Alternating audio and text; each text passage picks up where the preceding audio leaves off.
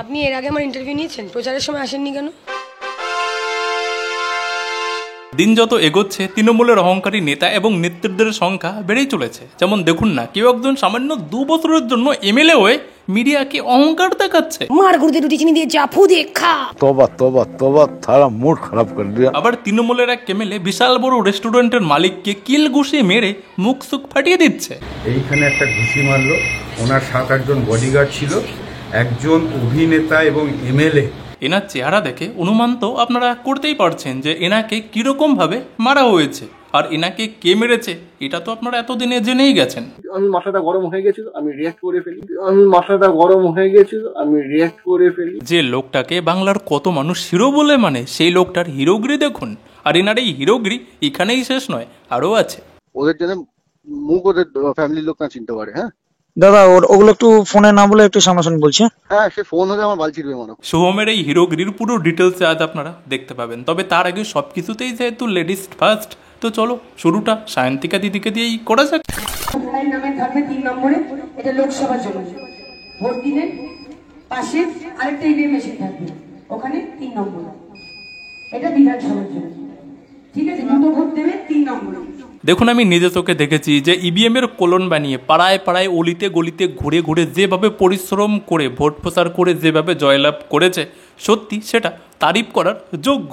কিন্তু ভোটে জেতার পরে যখন মিডিয়ার লোকে ওনাকে কিছু প্রশ্ন করতে গেছে, তখন দেখুন উনি কী রকমের তেরা তেরা জবাব দিচ্ছে। বেশিরভাগ যারা অভিনেত্রী হয় বা যারা অন্য জগতের হয় তাদেরকে তারা এলাকায় সময় দেয় না, এটা তারা মূল কাউন্টার করেছিল।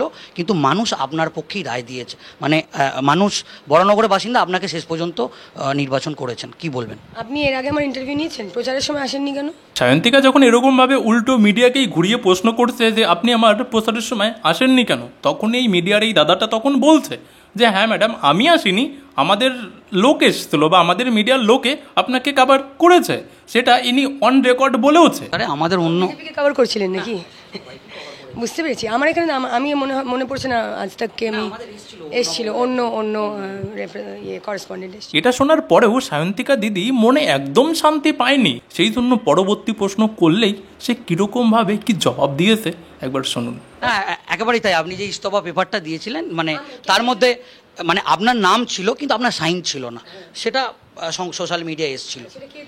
না, সেটা আমরা মিডিয়ার মাধ্যমেই পেয়েছিলাম। আপনার প্রশ্নের উত্তর আপনি দিয়ে দিয়েছেন।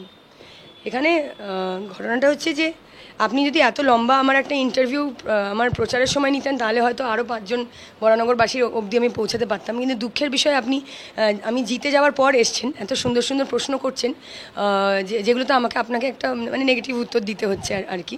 বাহ সায়ন্তিকা দিদি, বাহ! মানে তুমি জিতে যাওয়ার পরে তোমার ইন্টারভিউ নিতে গেছে বলে তোমাকে নেগেটিভ উত্তর দিতে হচ্ছে। আমি জিতে যাওয়ার পর এসছেন, এত সুন্দর সুন্দর প্রশ্ন করছেন, যেগুলোতে আপনাকে একটা মানে নেগেটিভ উত্তর দিতে হচ্ছে আর কি।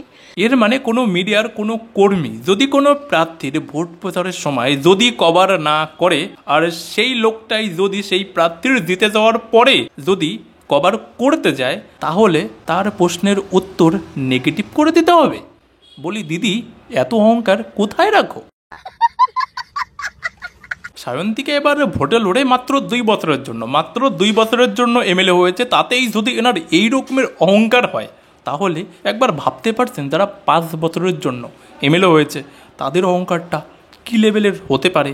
যদি ভাবতে না পারেন তাহলে আপনারা নিজের চোখে দেখে নিন।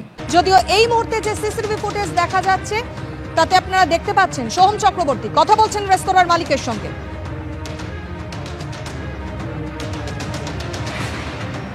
সেই কথোপকথন চলার সময় হঠাৎ করে সজোরে ধাক্কা রেস্তোরাঁর মালিককে এবং তারপর মাটিতে ফেলে সজোরে লাথি। এবং ঠিক সেই সময় সোহম চক্রবর্তী নিরাপত্তারক্ষীরা তারা মারধর শুরু করলেন রেস্তোরাঁর অন্য কর্মচারীদের। এরপর শাসক বিধায়ক তিনি রেস্তোরাঁর মালিকের কলার চেপে ধরলেন, টানতে টানতে তাকে রেস্তোরাঁর বাইরে নিয়ে যাওয়া হচ্ছে। ইনি হলেন সিনেমা জগতের একজন হিরো এবং তার সঙ্গে তৃণমূলের একজন এমএলএও বটে। তাহলে ব্যাপারটা কত বড় একবার ভাবতে পারছেন? তো এই মহাশয় কোনো একটা রেস্টুরেন্টে ওনার কোনো একটা কিছুর একটা শুটিং করতে গিয়ে সেখানে গাড়ি পার্কিং করা নিয়ে মারপিট করে এসছে। আর মারপিট করে কাকে মেরে এসছে জানেন? যে রেস্টুরেন্টে শুটিং করতে গেছে, যার প্রপার্টিতে ইনি শুটিং করতে গেছে, সেই মালিককেই মেরে মুখ ফাটিয়ে দিয়ে এসছে। সঙ্গে সঙ্গে আমার বুকের কলার ধরে এইখানে একটা ঘুষি মারলো। ওনার 7-8 জন বডিগার্ড ছিল, তারপরে এক লাফ মারলো। আমি ওখানে ফ্লোরে পড়ে গেলাম। আমার ভিডিও ফুটেজ কভারেজ আছে।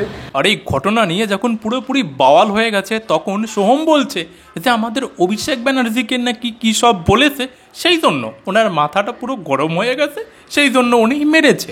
হিরো হিসাবে আমাকে নাই পছন্দ হতে পারে, জনপ্রতিনিধি হিসাবে নাই পছন্দ হতে পারে, কিন্তু আমার বক্তব্য হচ্ছে কত বড় এমএলএ সব অনেক দেখেছি, অমুক তমুক, তারপর আমাদের যিনি লিডার তার নাম নেন, স্বয়ং অভিষেক বন্দ্যোপাধ্যায়ের নামটা নেন। সেখানে আমি বললাম যে এখানে ওনার নামটা আসছে কোনায়, এখানে তো কোনো পলিটিক্যালের কিছু বিষয় নেই, এখানে অভিনেতা হিসেবে এসছি, শুটিং করছি, দাদা এইটাই তো বিষয় না, আপনি জানেন না এইসব।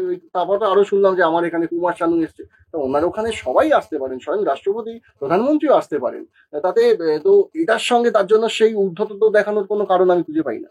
তো এতই উদ্ধত হয়ে যায়, তো তখন আমি বুঝতে পারি যে না, এবার সত্যি আমি মাথাটা গরম হয়ে গেছিল, আমি রিঅ্যাক্ট করে ফেলি। দেখুন, এই এমএলএ সাহেব যে সমস্ত কথাগুলো বলছে, অভিষেক ব্যানার্জিকে হাতিয়ার বানাচ্ছে। আসলেই অভিষেক ব্যানার্জিকে নিয়ে ওই রেস্টুরেন্টের মালিক কি বলেছে কি বলেনি সেটা তো আমাদের থেকে ইনারা দুজনেই ভালো জানে। তবে হ্যাঁ, মিডিয়াতে রেস্টুরেন্টের যে মালিক তিনি বলছে যে না, আমি অভিষেক ব্যানার্জিকে নিয়ে কোনো কথাই বলিনি। বুকের কলার ধরে বলছে, জানিস সোহম হচ্ছে অভিষেক ব্যানার্জির বন্ধু। আমি বললাম দেখুন, হাত জোর করে বলছি, অভিষেকের বন্ধু হোক বা মোদির কেউ হোক, আমি ওই সবে ইনভলভমেন্টে যাচ্ছি না। আমার গেস্ট আসতে অসুবিধা হচ্ছে, একটা পার্কিং সরানোর জন্য আমি বলছি, তো ওদের স্টাফরা বলছে আমরা পুলিশ, একটা কিছু করব না। দেখুন, এই দুজনের মধ্যে কে সত্যি কথা বলছে এবং কে মিথ্যে কথা বলছে এগুলো নিয়ে আমার কোনো মাথা ব্যথা নেই, কিন্তু একটা প্রশ্ন রয়েছে যে দেখুন, যদি কেউ কাউকে নিয়ে কোনো কথা বলায়, কোনো খারাপ কথা বলাতেও যদি মারামারি হয়ে যায়, মারপিট শুরু হয়ে যায়, তাহলে তো তৃণমূলের নেতানেত্রীরা বর্তমানে বা তার আগেও, মানে এর আগেও যে পরিমাণ বিরোধী দলের লোকেদেরকে যে সমস্ত কথাবার্তা বলে এসছে, যদি এই হিসাবে তারাও যদি এইরকমভাবে যদি শুরু করে দেয়, তাহলে তৃণমূলের নেতানেত্রীদের কি হবে বুঝতে পারছেন? আর এই সোহমের এই অহংকারী এবং গুন্ডাগিরি এখানেই শেষ নয়। বিজেপির এক নেতা এই সোহমের বিরুদ্ধে একটা বিস্ফোরক কল রেকর্ডিংও নিয়ে এসছে, সেটা একবার আপনারা শুনুন। হ্যাঁ, কোথায় হলে? আমি দাদা এই যে কাছাকাছি চলে এসেছি। আচ্ছা, তুমি এখন আছো তো? হ্যাঁ হ্যাঁ দাদা, তুমি তোমার ফুল টিমকে নিয়ে ডাকো, ঠিক আছে? ঠিক আছে। যেগুলো রয়েছে সব ফুল টিম ডাকো। আজকে ওখান থেকে আমরা যাবো, ভগবানপুর থানায় যাবো, ঘেরাও করবো যতক্ষণ না ছেলেগুলোকে অ্যারেস্ট হবে। ওকে দাদা, ঠিক আছে? আর যখন অ্যারেস্ট হয়ে বেল পেয়ে বেরোবে, বেল তো পাবে, হ্যাঁ বেল পেয়ে বেরোবে, ওদের জন্য মুখ ওদের ফ্যামিলির লোক না চিনতে পারে। হ্যাঁ দাদা, ওগুলো একটু ফোনে না বলে একটু সামনাসামনি বলছি। হ্যাঁ, সে ফোন হলে আমার বাল ছিড়বে মনে ফোনে। আমি এক্ষুনি আসছি দাদা, আপনি ওয়েট করুন, আমি আসছি। হ্যাঁ, ঢোকো। হ্যাঁ, শুনলেন তো এই কল রেকর্ডিংটা? আর এই রেকর্ডিংয়ের মধ্যে কী সব কথা বলা বলি হচ্ছিল সেটাও তো আপনারা শুনলেন। তো দেখুন, কোনো ব্যক্তি যদি সিনেমা জগতে যদি সে হিরো হয়, জরুরি নয় যে সে রিয়েল লাইফেও হিরো হবে বা সে রিয়েল লাইফেও সে হিরোর মতোই ব্যবহার করবে। হয়তো সে রিয়েল লাইফে ভিলেনও তো হতে পারে। সঠিক বলেছেন।